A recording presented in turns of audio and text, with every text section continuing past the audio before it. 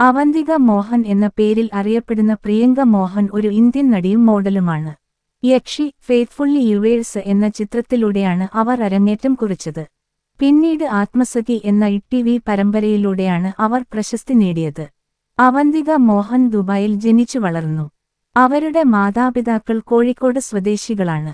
Modelling ജീവിതം നയിക്കാൻ അവർ കേരളത്തിലേക്ക് മടങ്ങി. മിസ് മലബാർ 2011 കിരീടവും മിസ് പെർഫെക്റ്റ് 2010 എന്ന സബ്ടൈറ്റിലും നേടി. അവർ ഒരു പരിശീലനം നേടിയ നർത്തകിയാണ്. സൗന്ദര്യ മത്സരത്തിൽ വിജയിച്ചതിനുശേഷം അഭിനയ ഓഫറുകൾ ലഭിക്കാൻ തുടങ്ങി.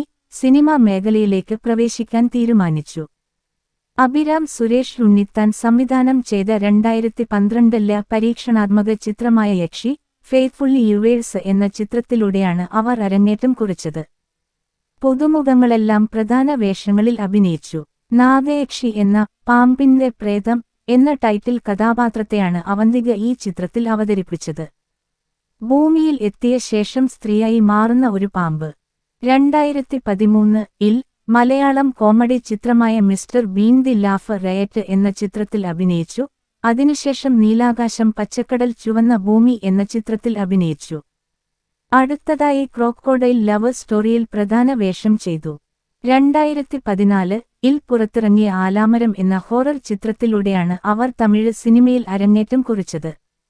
അവരുടെ ആദ്യ തെലുങ്ക് ചിത്രമായ വുണ്ടിലെ മഞ്ചി കാലം മുണ്ടുമുണ്ടുന്ന നവാഗത സംവിധായകൻ ശ്യാം മോഹന്റെ ത്രില്ലർ ചിത്രം രാവിലെ 8 മണി കഴിഞ്ഞ് 20 മിനിറ്റ് എന്നിവയായിരുന്നു അവരുടെ അടുത്ത റിലീസുകൾ.